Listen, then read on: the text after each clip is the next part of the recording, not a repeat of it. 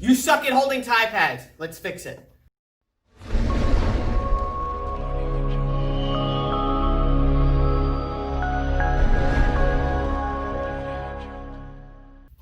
Metrolina martial arts gear. Hit me up in the comments if you want some. Come here, Dennis. All right, so we got perfect. So these are Rev Gear Thai pads. These are one of the pairs that we have here at the school.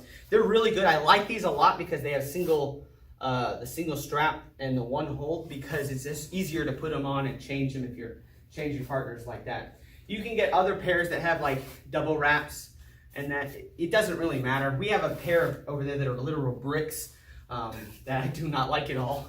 Some people really like kicking brick-like things, and that's fine, but that ain't me, bro. So let's see how we can hold Thai pads correctly, so that way we can make a cohesive training session. Okay, so he's got him here. He's gonna go ahead and slide it on, and you see how he's got his wrist turned towards him. Words.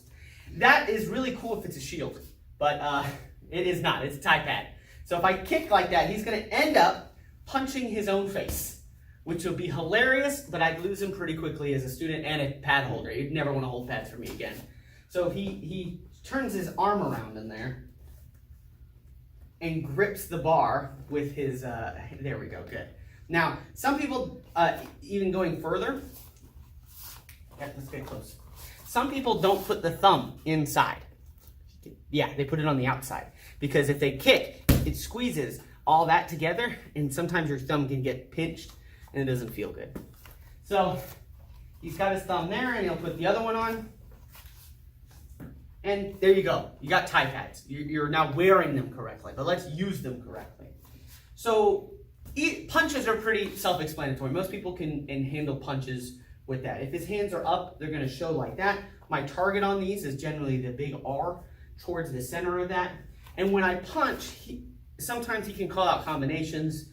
We have a set pattern for 1, 2, 3, and 4, and 5.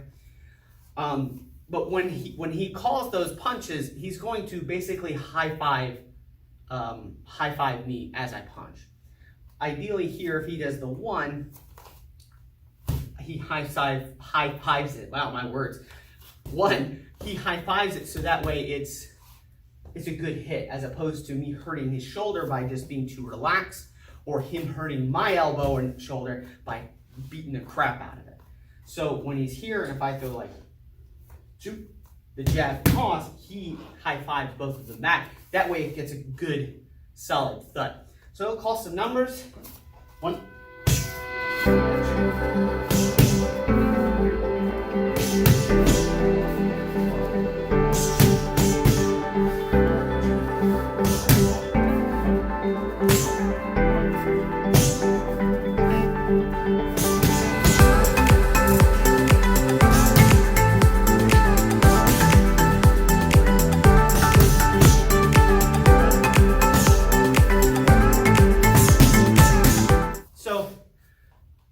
That gives both of us a good workout. His shoulders aren't destroyed from being blasted. The one thing that I have a problem with Thai pads is my elbow's a little funky, a little Rice Krispie, is when throws with a hook, sometimes this hurts. So I like to keep it close or far, so that way I don't hurt my elbows. I've actually ordered some hit sticks, and we're gonna do a review of those soon. So kicks, okay. Mistake number 1 that people do when they hold for like round kicks is they hold them horizontal like that. So, scooch you to the side. Right there. Okay. They'll hold for like this. Thai kicks are not meant to be soccer kicks. As cool as that kick is and as it sounds, that's not, what am I doing? Am I kicking him in the groin? It's not Muay Thai. So instead, when he holds here, this is like how to signal, hey, kick. But when the kick comes, he angles it up like that. Make it in like a little V shape. And he comes here like that. Yes, because my kick doesn't go up, it goes in. So if I throw the kick, it's in, not up. And that's like a real hard part to discern. Like you'll watch beginner Thai pad holders or even kickers, they'll kind of force it, where if he holds correctly, I'll just kick up and he'll feel nothing. It should push into him. The other side as well, right? When he's here, it's there, and then I kick, and it drives into him, right? You don't kick a bag. You don't stand next to a bag just to be a bag. I don't stand next to a bag and go, not like this. just makes him uncomfortable, which maybe that's my goal. But I want to kick him. So again, if I'm just going to kick, like I kick his leg real quick, I'm kicking into him. So if I'm going to kick the time pads now, I'm kicking into him. That's why we don't hold pads like this. You can make people look really good if you hold it correctly. So we'll work our basic combination. It's called a 4 count, and this will kind of just demonstrate. So the 4 count, it starts with the kick on this side, like that, and then it goes cross hook, and then the rear kick. Yep. And that is essentially it. Now, when you kick time pads, that last kick was more foot, and you could probably see it in the replay. It was more foot, which we don't want. We want it to be, when he holds it, I want my leg to end up where my foot is on the other side of the mat, or the pad, and then both my shin hits. And ideally, you want it to be such that he feels it in both pads. Sometimes when people kick, you'll feel it really hard on one pad, or really hard on the other pad. It should be pretty even. The idea is if I kick him, I don't want to kick him, I want it to be evenly distributed pain, okay? So real quick, the 4 count.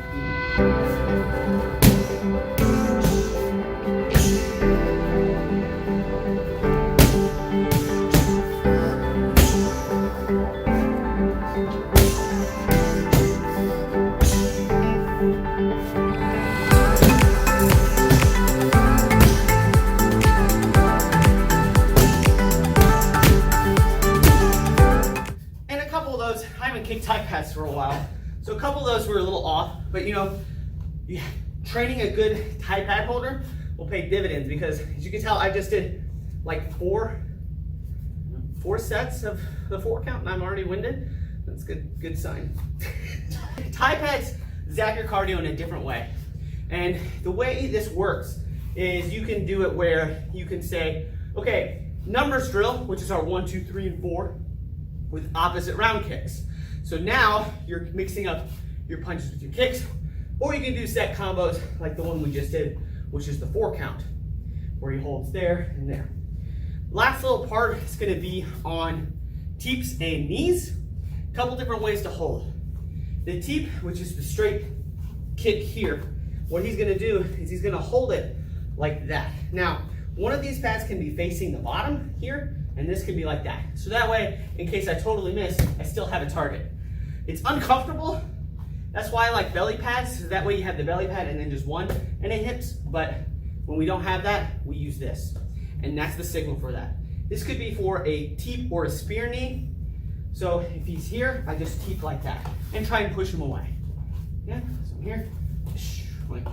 Or the rear, the long teep, like that.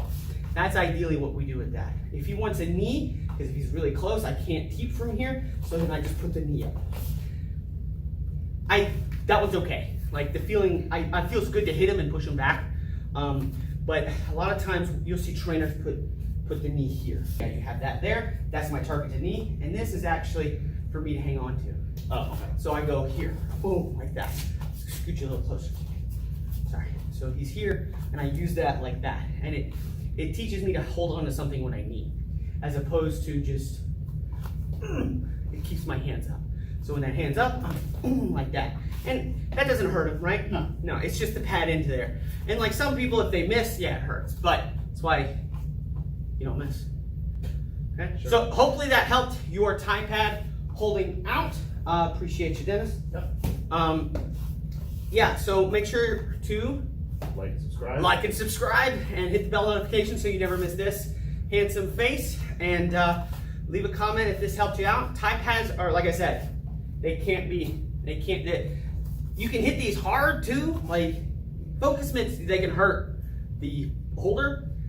These, it's harder to hurt the holder of the tie pads. You can almost go as hard as you would on a heavy bag, but still not quite so. But that being said, thanks for watching, guys and gals. Already on.